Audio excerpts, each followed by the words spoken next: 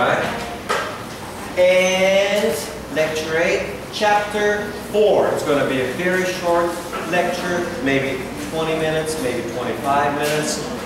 We're not going to finish in any way. So, what are the objectives? Those on the back there, okay? The objectives is describe decision-making process. First, what is a decision? What is decision-making? And what is the decision-making process? So, decision-making is a process. Explain the 3 main approaches to decision-making. So, you can make decisions in 3 fundamentally different ways. I'll be giving an example with me personal, how I make decision to come and teach here, okay? Next one is describe types of decisions. So, some decisions are relatively easy, some decisions are more difficult. An example of what we call difficult is a decision that you don't do often, which has a huge effect on your life. For me, decision will be to come and teach here. I'm changing people, changing culture, leaving my friends, leaving my apartment, leaving my BMW, a lot of other things, okay, to come and teach in a new country, new people, new environment, work permit, all right? I gotta get a new mobile, new scooter, new everything in life. So, and it's a decision that will be important. We still got people there. Those on the back there. Is it the other room? All right, so example of an easy decision is, do I drink Coke or do I drink Pepsi? Do I have for dinner rice or do I have noodles? Okay, not a big deal. I got watermelon and I got mango. Do I eat watermelon? Do I eat mango? Well, this decision I do often. I do often, and it's not very important. It doesn't have a big difference in my life, okay? I'm going to eat fruit. It doesn't matter whether it's mango or papaya. Okay? Same thing, okay? No big difference. And discuss group decision making. So, how groups make decisions. How groups make decisions. Finally, discuss some modern or contemporary issues in managerial decision making. Okay, we begin with the decision making. The key word is process.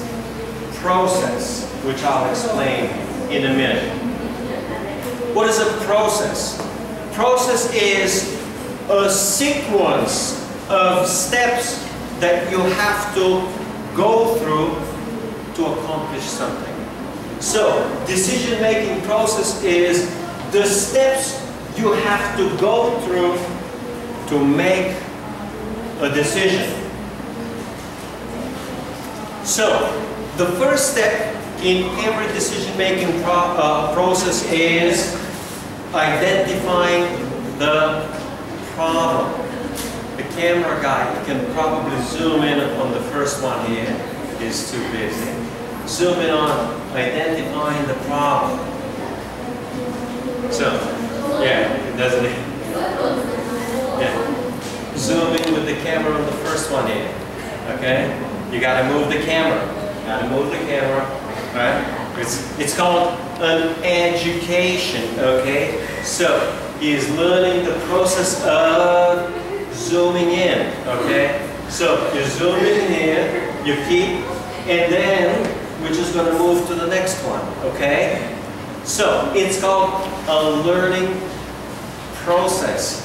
Remember when I asked you on the back there, the one that the two of you are laughing, well, what is it? You're a bad person that you don't want to record? I said, no, I don't know how to do it, right?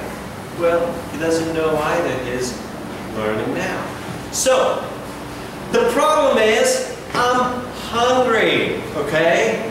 So, we begin with identification of a problem. The problem is I'm hungry. The simple solution is I gotta eat, but I need to go through the step. Do I eat fruit? Do I have a regular meal? Okay? Do I make me a juice? So the first step in every decision-making problem or process is identifying a problem. When I arrived here, the first problem that I got was I need mobile. I need a mobile. So, I need to find out where I get a mobile, where I get a SIM card, which telecommunications company I use. So I asked, which company? They told me, well, get AIS, okay? Next step was, where do I buy a SIM card? So, they tell me go 7-Eleven. 7-Eleven to buy a SIM card, okay? And then, it had very little charge. I need to recharge, okay? So I asked, well, how do I recharge, okay? So, telecommunication is basically my first need. My second problem was, how do I get from here to there? Turns out that going to the mall takes 50 minutes walking. That's too much time. It's like 4 kilometers, okay? Too much time. So, I have to, the problem is walking is too much time. I need a form of transportation, okay? So basically, there is a need, the need creates a problem, and you gotta solve the problem. Once you've identified the problem, you now move to the next step, is identification of decision criteria, okay? So, once it gets visible, you zoom out a little bit again, right? It's a learning process. So, you identify decision whether to choose this telecommunication or that telecommunication company, okay? Well, I have to identify, well, first of all, what is it I want? I want cheap minutes. I want company which is relatively cheaper, but cheap is not so important. Another important thing is that I can easily recharge. I can easily buy a top-up, okay? The other criteria is I want to have a good coverage. So I can go anywhere around the Phuket Island and have coverage. Let's say no signal, right? So it is not just the cheapest one. I got other criteria. Same thing for transportation. Oh, I want transportation. Yes, I want it to be cheap. That's true. But I also want it to be this and this and this, okay? So in every decision, you need to find out how you're going to decide. So, you need to find what is important. What is important. Now we go to the next step. And the next step is telling you what is, in other words, allocation of weights to criteria. This means what is the most important thing. Then what is the second most important. Then third, what is the third most important. So in the second step, you identify those things that are important. Now you identify, oh, the most important is this, and then this, and then this, and finally, this is not really important. For example, for a motorcycle, I want it to be, let's say, easy to ride, this, and this. The last thing which I care about is a brand name. I don't care. Suzuki, okay. Honda, okay. Yamaha, okay. The brand name doesn't matter to me. Alright, you two guys. Okay. So, next one is development of alternatives. So, by the time I was here 5 or 6 days, alternatives means solution 1, solution 2, solution 3, solution 4. I need to find different solutions. For motorbike, there are only 2 types of solution. Number 1 is buy the motorcycle. Number 2 is rent the motorcycle. Okay, so I can buy it, I can rent it. Okay, and within these, the answer for me is clearly, of course, I will rent, not yet buy.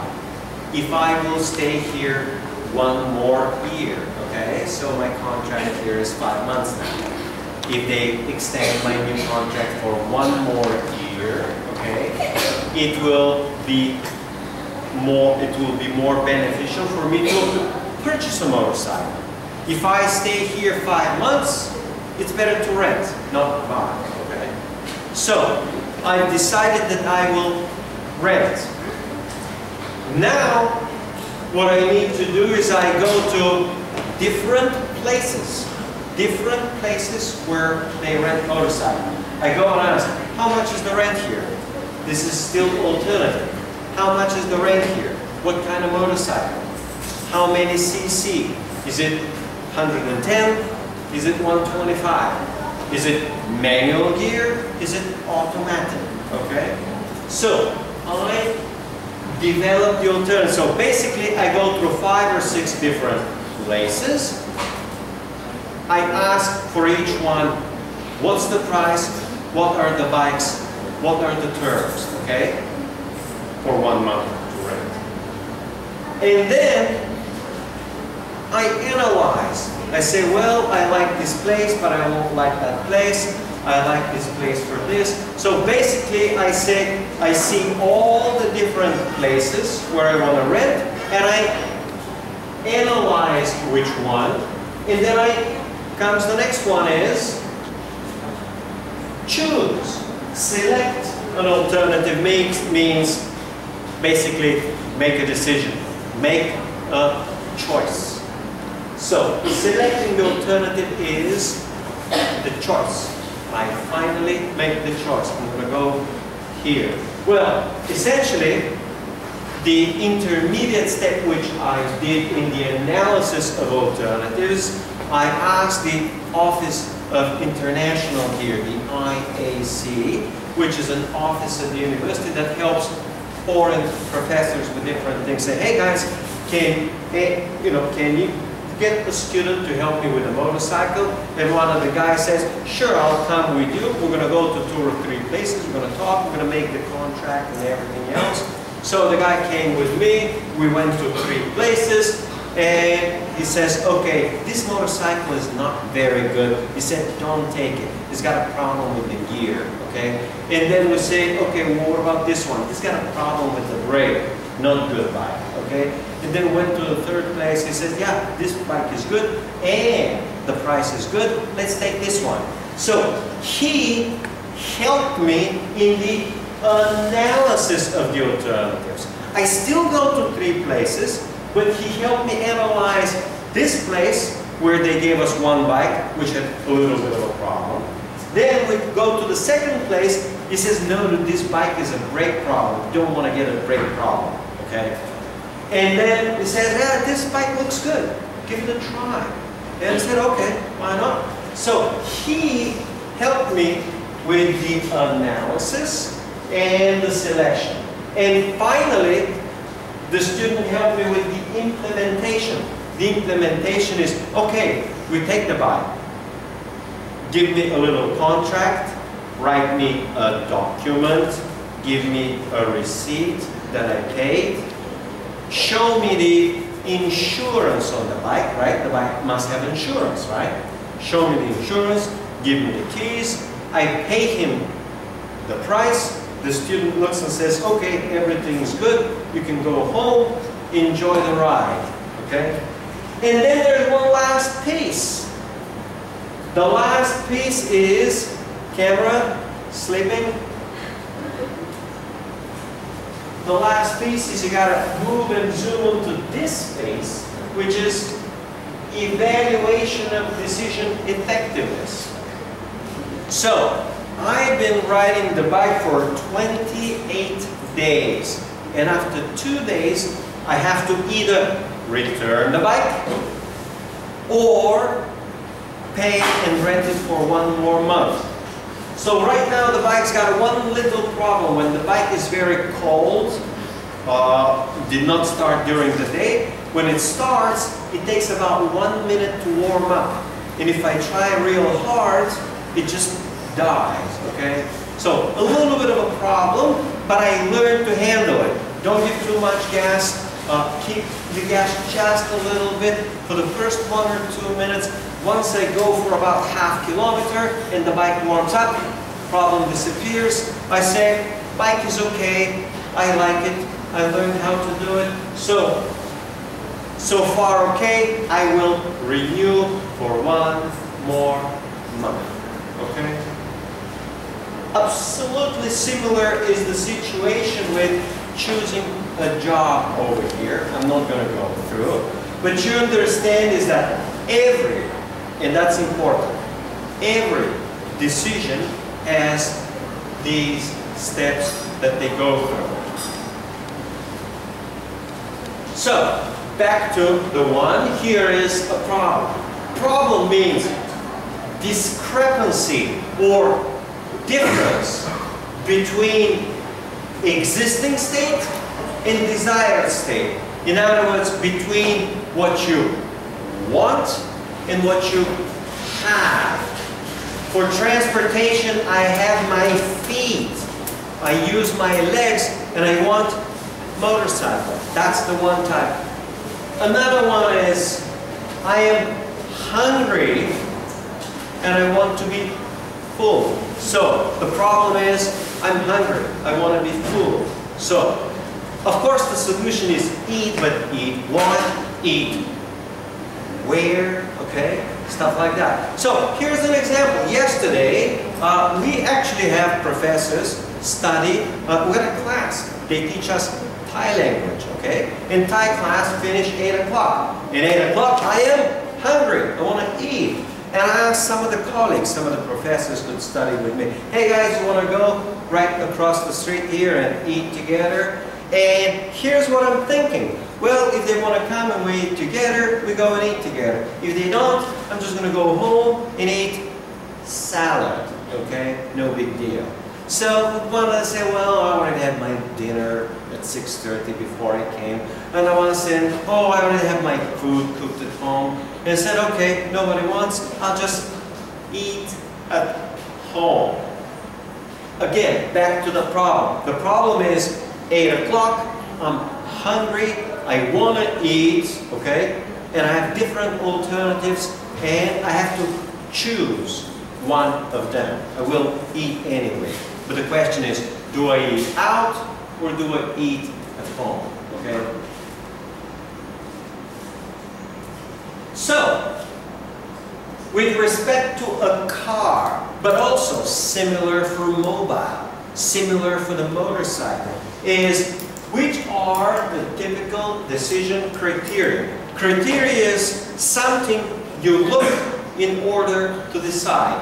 I go one place and they tell me, oh, price to rent is 4,000. Another place, they tell me 3,500. And we go to another place, they say 2,500. Say, oh, price is important. It's a big difference. So, usually, price is important when you make a purchase. Or when you make a decision. Any kind of decision usually has a cost, has a price. So, price is typically an important decision. When buying a car, the model is important. Similar, when you buy a mobile, the model is important. Well, originally the brand name, is it going to be Apple iPhone? Is it going to be Galaxy, right? Or is it going to be Sony Ericsson, okay? Now, when I was doing my purchase, my most important criterion was the operating system. The operating system iOS, which is used by Apple, is closed. We call it proprietary. While the Galaxy uses Android, and on Android is open source. And open source is first free, applications are free, anyone can make applications, and I understand the benefits of open source operating system or open source software. So for me, the most important thing in buying phone was the operating system. Once I chose to be Android, I asked the next question, which is, which are the better Android phones, okay? And they gave me a list of, well, Nokia's got an Android, Galaxy is an Android, Sony Ericsson's got an Android. So you basically choose the model based on it, or the brand name. Another piece was size. Size applies for the car, size applies for a little motorcycle, but size applies for a mobile, okay? Do you want a huge screen, big screen, small screen? And we all want size which is optimal. Optimal means not too big, not too small. All right, let's call these guys because, all right, give me a second.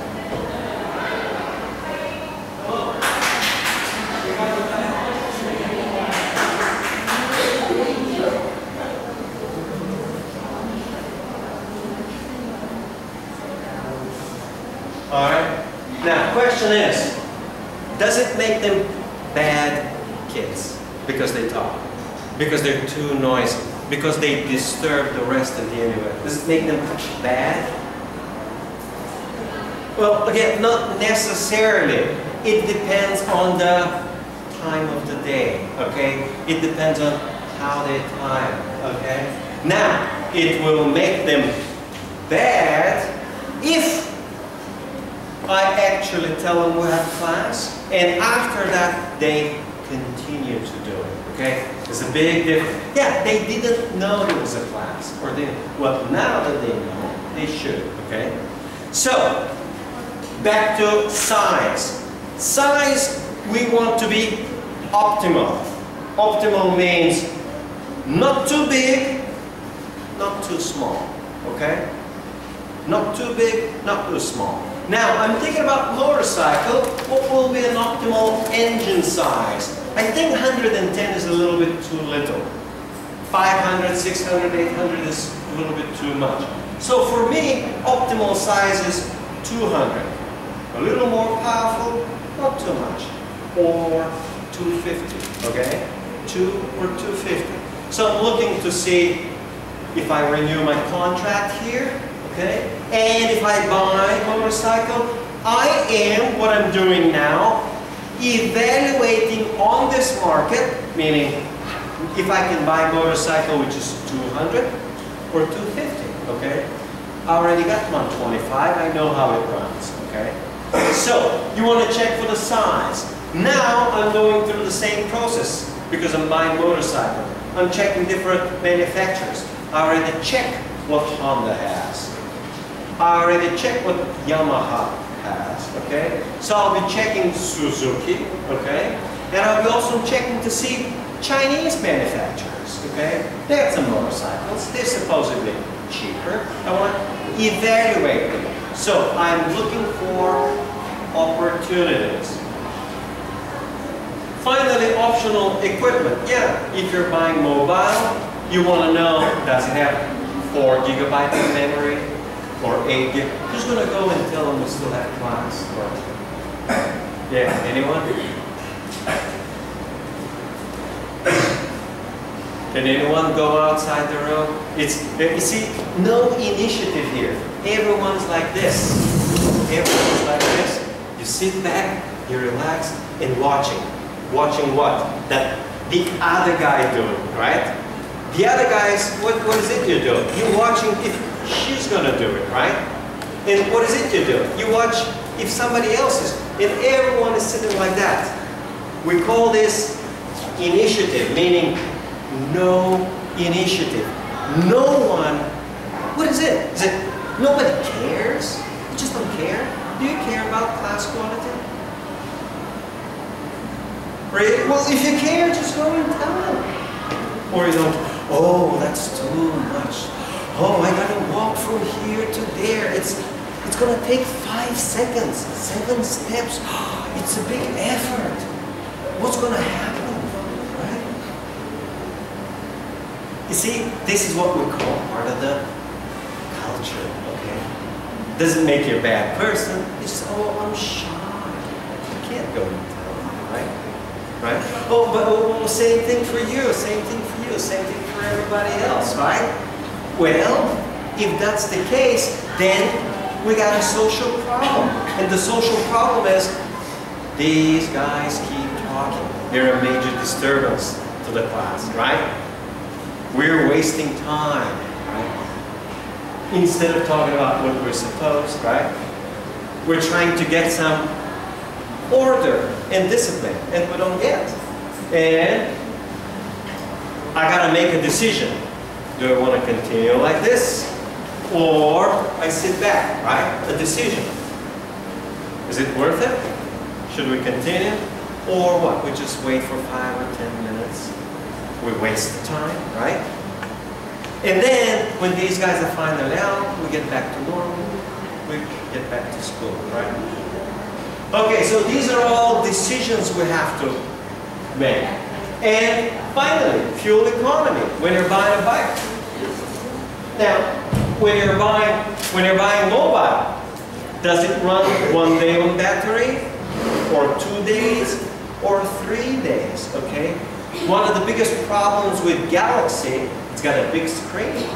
And the big screen is hungry, meaning thirsty for power, thirsty for battery, okay?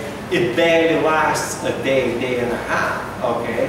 So it's a major disadvantage because the big screen means lots of power, okay? Lots of power. So you outline the basic criteria. What is it you like? What is it you don't like? And repair records, okay? Repair records, supposedly Honda is reliable. Breaks very little, okay? And let's say Chinese motorcycles, maybe they break down a lot. Well, maybe now they're a lot more reliable.